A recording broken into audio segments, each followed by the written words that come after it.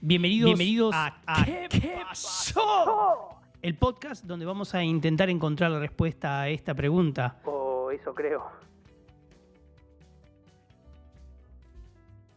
Y sí, queramos o no, esto es inevitable. Llegar al quinto episodio es inevitable. Hay cosas en la vida que uno no puede elegir. Directamente suceden. Y acá estamos.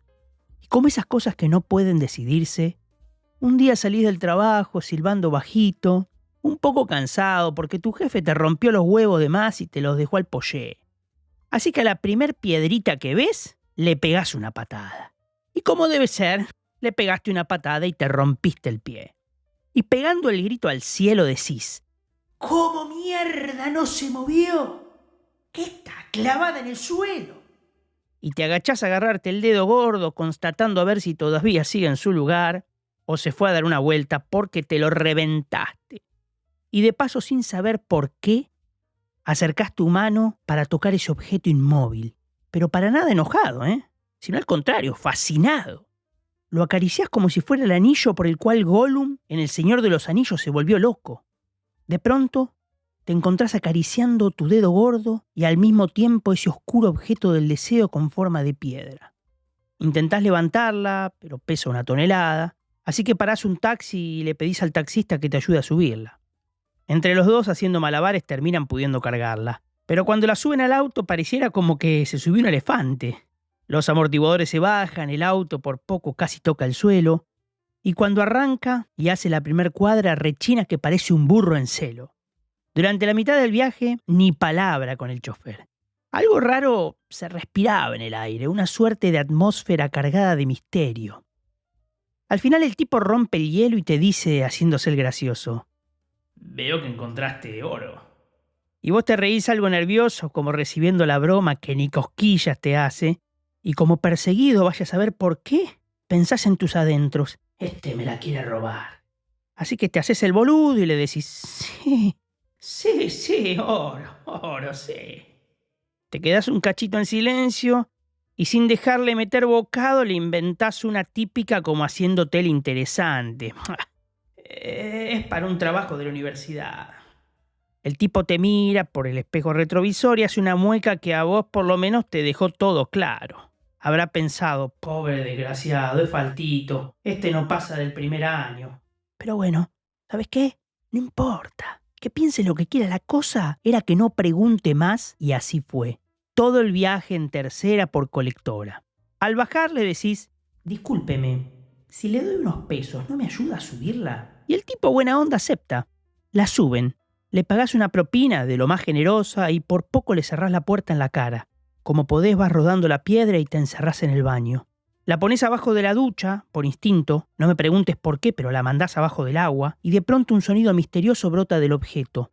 Colores empiezan a desprenderse de la misma, saliendo por el desagüe. Te desmayás. Cuando te levantás, te das cuenta que la piedra ya no está, se derritió, todo se esfumó. Pero lo que antes eran materiales vulgares, ahora son preciosos. Las paredes son de cristal, el metal de la ducha es oro, todo el baño es un sinfín de riquezas. Llamás a tu mejor amigo, el loco, antes que vos le digas algo, te frena en seco y te dice: encontraste la piedra filosofal. Cortás el teléfono y volvés a desmayarte, claro. Sí, encontraste algo. No sé si la piedra filosofal, pero algo encontraste, algo distinto. Todos los días podríamos encontrar algo distinto si nos abocáramos a la labor de observar, de estar un poco menos pendientes de nosotros y más pendientes del mundo que nos rodea. En el capítulo de hoy vamos a hablar sobre la alquimia y la piedra filosofal. ¡Qué tema! ¿Qué tiene que ver una con la otra?, se estarán preguntando. ¿Qué es todo esto? ¿Una piedra filósofa? ¿Qué habla? ¿Qué? ¿Qué pasó? Bueno, empecemos. La piedra filosofal, la panacea, el elixir de la vida eterna. ¡Fa! A lo largo de la historia se le dieron todo tipo de nombres a una fantástica sustancia capaz de obrar todo tipo de milagros, desde transformar metales básicos en preciosos hasta conceder la vida eterna. Conseguirla era la gran obra, el objetivo último de los alquimistas. Pero a pesar de ser una pseudociencia, la alquimia basaba sus principios en procesos que, al menos en la teoría, eran posibles. Acá no podemos evitar nombrar a Harry, nuestro buen amigo de lentes, Potter, el que volaba en una escoba y pretendía salvar la piedra filosofal en Harry Potter y la piedra filosofal, valga la redundancia, del 2001, que inauguró la saga de 8 exitosas películas. Pero no es el único. A lo largo de la historia del arte, el tema vinculado a la piedra filosofal siempre fue insinuado. En cualquier posible elixir para la vida eterna, la piedra filosofal automáticamente se hace presente, aunque no se la nombre. Como para nombrar algunos ejemplos, Las Moradas de Santa Teresa de Jesús. Esta es una obra mística del siglo XVI. La piedra filosofal es utilizada como una metáfora para la perfección espiritual y la unión con Dios. El Fausto de Johann Wolfgang von Goethe. En la obra Fausto de Goethe, la búsqueda de la piedra filosofal es parte de la trama y simboliza la búsqueda del conocimiento y la sabiduría. El retrato de Dorian Gray, de Oscar Wilde. Aunque no se menciona explícitamente la piedra filosofal, la novela toca temas relacionados con la inmortalidad y la búsqueda de la perfección, conceptos que están conectados con la alquimia. El alquimista, de Paulo Coelho. Esta novela moderna se centra en la búsqueda de un tesoro que en última instancia simboliza la búsqueda personal de la felicidad y el cumplimiento, de manera similar a la alquimia y la búsqueda de la piedra filosofal. Fulcanelli y el misterio de las catedrales. Fulcanelli fue un supuesto alquimista del siglo XX y su obra El misterio de las catedrales especula sobre simbolismos alquímicos en la arquitectura de las catedrales góticas, conectando la piedra filosofal con estos misterios. Y por otro lado, en lo que es el arte pictórico, tenemos un grabado titulado La transmutación de Durero. Este grabado representa una figura central rodeada por símbolos alquímicos, incluida la piedra filosofal. La imagen simboliza la transmutación y la búsqueda de la perfección. Pero a lo largo de manuscritos alquímicos medievales se encuentran numerosas ilustraciones que representan la piedra filosofal y otros símbolos alquímicos. Estas ilustraciones a menudo acompañaban textos que detallaban los procesos alquímicos. La palabra alquimia deriva del árabe al-quimia, que a su vez toma el término del griego hima, que designa la acción de fundir o derretir un metal. El concepto aparece descrito por primera vez en el siglo III a.C. por Bolos de Mendes, un pensador del Egipto ptolemaico, seguidor de la escuela neopitagórica, que al igual que su fundador mezclaba pensamiento científico y filosófico. Resulta interesante que casi contemporáneamente, en la lejana China, los pensadores taoístas escribieron también acerca de la transmutación de sustancias. Y ahora vamos a hablar de lo que a nosotros nos interesa, que es la legendaria piedra filosofal. Y a pesar de su nombre, la piedra filosofal no era necesariamente una roca. Y acá vemos que la interpretación de esa sustancia ha sido múltiple en su afán de imaginarla, porque la piedra filosofal supuestamente es una sustancia de naturaleza indefinida que tendría la capacidad de transformar metales básicos en preciosos a través de un proceso llamado crisopea o agriropea, cuyo significado en griego es respectivamente creación de oro y creación de plata. Esto se conseguía supuestamente fundiendo el metal original y mezclándolo con un fragmento de piedra filosofal, cuyo contacto lo transformaría en oro o plata. El concepto tiene en su base una cierta lógica científica inspirada en las reacciones químicas, puesto que mediante la simple observación se puede ver que ciertas sustancias al mezclarse con otras se transforman. Un ejemplo muy simple es la oxidación del hierro. Por supuesto, estas reacciones no tienen nada que ver con el paso de un elemento a otro, para lo cual habría que alterar el número de protones de los átomos, pero obviamente en aquella época tales conceptos eran totalmente desconocidos. Actualmente, convengamos que se debería buscar la piedra filosofal para salvar al mundo. Vaya a saber si las naciones ricas de esta piedra redonda en la cual estamos parados ya la tienen y están lucrando de lo lindo. Lo bien que le haría un poquito de piedra filosofal a nuestra Argentina. No quiero decir nada, pero en el Vaticano mucho oro. ¿Ya la tendrán? En fin, sigamos. El reto era simplemente hallar la sustancia capaz de producir oro y plata, y a lo largo de los siglos se propusieron muchos ingredientes para la mezcla, a los que se atribuían propiedades transformadoras. Algunos de los que se mencionan más frecuentemente son la pirita, un mineral muy común compuesto de hierro y azufre, que al golpearla con ciertos metales desprende chispas, y el ácido tartárico, que se puede obtener de varias plantas y del mosto de las uvas, y que en contacto con otras sustancias da como resultado la precipitación de sólidos y el cambio de color en los líquidos. Finalmente, en 1980, el científico Glenn Seaborg logró mediante un experimento de física nuclear transmutar plomo en oro. Pero el elevado coste del procedimiento y la minúscula cantidad de oro obtenido hacían inviable cualquier uso comercial, lo que no resta mérito, obviamente, al hecho de ser la persona que más cerca se aproximó a inventar la piedra filosofal. Y lo increíble de todo esto de la piedra filosofal, que en el afán de buscarla, la gente se iba muriendo, y acá claramente radica la paradoja de esta piedra, en el sentido de que uno de los mayores beneficios de la piedra era el elixir de la vida eterna. La búsqueda de la piedra filosofal se vio impulsada en la Edad Media por dos motivos: las mejoras en las técnicas de elaboración del cristal y el desarrollo de la química por parte de los científicos del mundo musulmán, quienes también recuperaron las teorías de la jima a través de la traducción de los antiguos textos griegos. Este conocimiento llegó a Europa, donde gozó de gran atención durante el Renacimiento. Más que sus supuestos poderes transformadores, el principal interés que despertaba provenía de tratados de filósofos de la Grecia clásica que hablaban de una panacea, es decir, una medicina para todos los males, que se obtenía preparando una infusión con polvo de piedra filosofal. Algunos la definían incluso como una especie de elixir que podía alargar la vida, con descripciones tan fantasiosas como que al beberla se caía la piel, el pelo y las uñas, y debajo de ellos emergía un cuerpo joven y sano, libre de cualquier achaque o enfermedad que padeciera anteriormente. Esto es una locura. Yo la quiero.